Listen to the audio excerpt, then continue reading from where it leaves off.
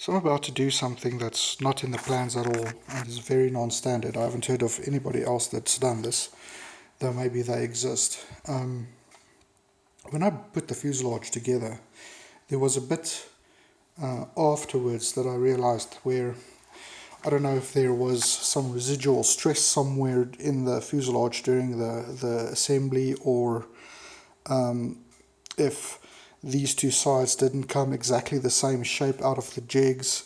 Maybe there was a small problem, but that seat back doesn't lie exactly in the middle of this, and neither does the instrument panel. And the seat back is a little bit more out, or there's some lateral shift, very, very tiny, maybe 2-3 millimeters built into this fuselage, that if you strike a laser level directly down the middle of this, the seat back doesn't sit exactly straight. That seat back is moved over a little bit, and so is the instrument panel. I need to just recheck which direction before I do this. But what it comes down to is that I need to correct that before the bottom goes on, and I want to correct it before the seat back brace comes in. So how do I plan to do it? So I'm at the stage where I've had to bondo the legs to the floor on all sides after I've got exactly leveled out the whole fuselage. So as it's standing now, everything's level this way, and those longerons, that bottom edge, which are the top longerons, but at the moment they're at the bottom, are exactly level, not to the floor, but with respect to the earth. Right, so that anything we measure off this with a laser level at the moment is going to be exactly dead right, or perpendicular. So what I'm proposing to do here, and I'm gonna try it out and see how it works, is I'm going to put a plank on whichever side is misaligned, put some rope over, and maybe around the table, maybe around another fixed point over there, maybe around, I don't know, something on the car, whatever. I'm going to pull this fuselage correct in whichever way it will go. I can do it with one hand. If I hold right there and pull very lightly, I can pull it directly into position. And at that point it's exactly straight. Right, so it's a very, very slight thing. I could have probably left it and nobody would ever know. It's one of those things. But I would know. So I want to try get this as straight as humanly possible. And that's just going to put my mind at ease when I put the seat back brace and stuff in, that it's going to be right. So, how am I going to work with the thing when there's a rope running around it and I have to put the bottom in? And the bottom is exactly what's going to hold this whole thing in shape once I let the tension on the rope go, right? So, what I'm proposing is putting the rope in and then putting braces in here from that point to there, or from that point to there, or, you know, I'll see whatever feels right. I've got planks there, and I just bondo them in. Bondo is automotive body filler, yeah, just brace like that, and maybe come in here and brace across this way, you know, wherever I can find a nice attachment point. Bondo to that edge and that edge while the rope is keeping the tension on it.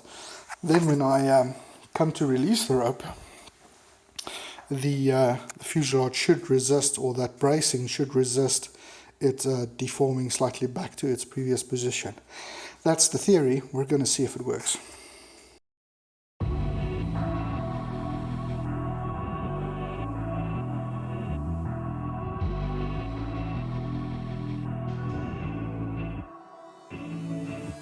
Come to the garden, darling, I will wait for you. Here I will sit till morning like true lovers do. Come to the garden, darling, I will wait for you. Here I will sit till morning like true lovers do. Come to the garden, darling, I will wait for you. Here I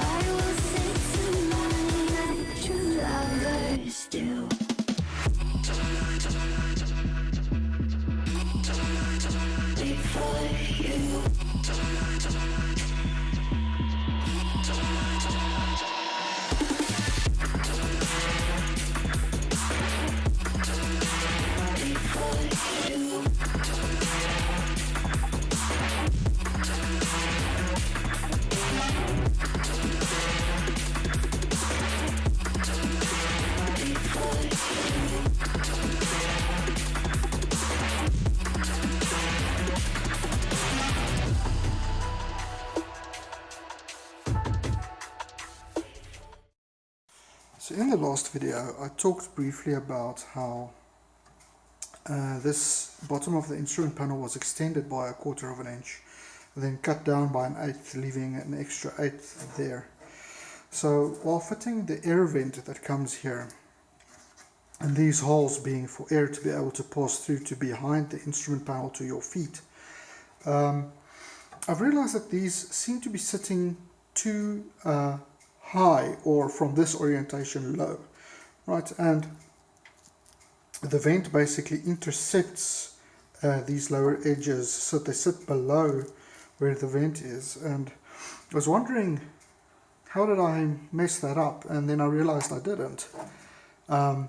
Extending this instrument panel 1/8 of an inch down, in other words, this dimension that a lot of people need a little bit extra, that obviously moves those up a little bit by 1/8 relative to the bottom of the instrument panel. So I should have actually cut these slots a little bit lower, but it's not going to make a hell of a difference. I'm just going to fill in whatever gap there is where that intersects with a little bit of flux. From the outside it's going to look flush. The top of the vent sits right there where that line is, so you will never see it, but yeah, interesting.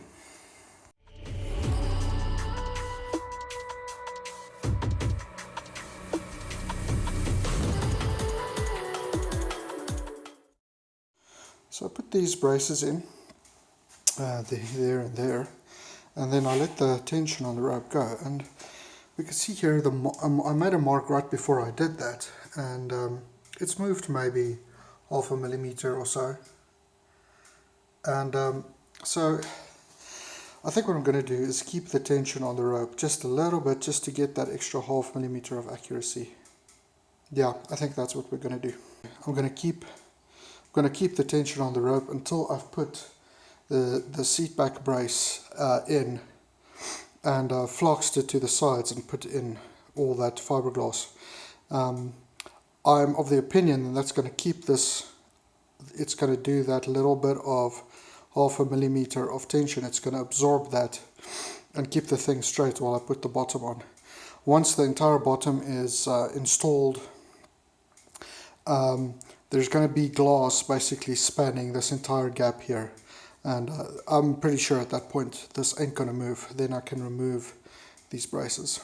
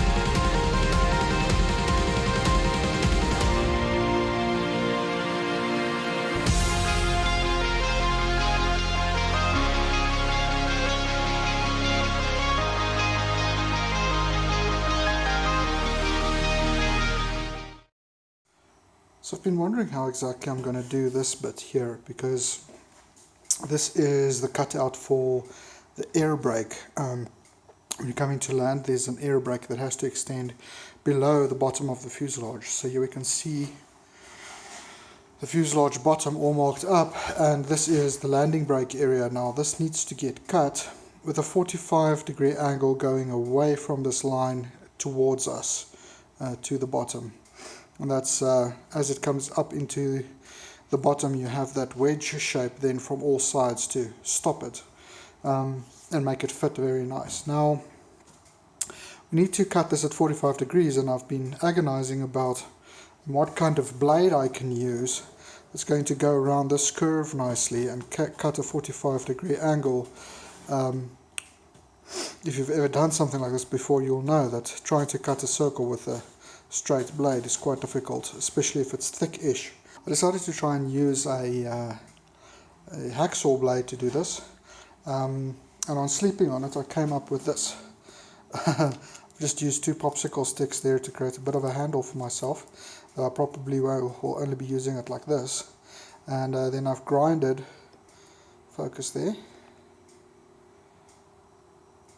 I've grinded a piece of that blade away to make it go around that corner, hopefully a bit nicer, and we're going to try that and see how that goes with a 45-degree shim like this. I figure we can put that against that.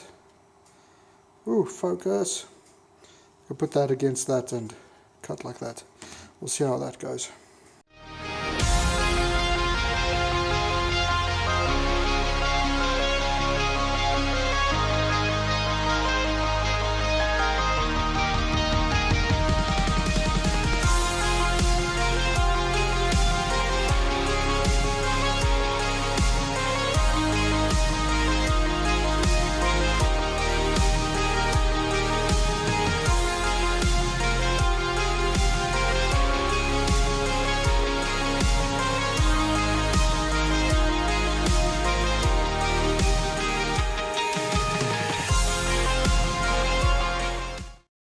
Okay, so unfortunately this piece is now captured by the wood that's underneath it.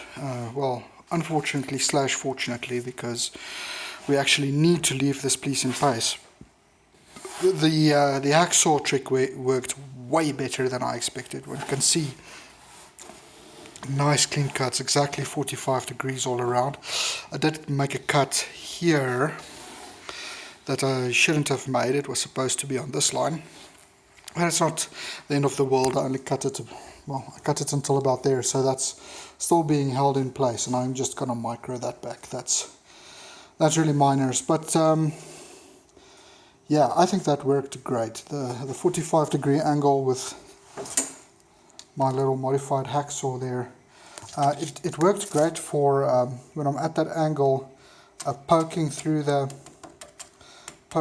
with that sharp point there. Poking through the foam, and then once I get it going, just being able to saw at that angle, you know, just holding it against that like this, and I could even use a little bit of that springiness to give this hand a little bit of room to work while keeping the blade against that wood there, working like that. I think that worked very well. Happy with it.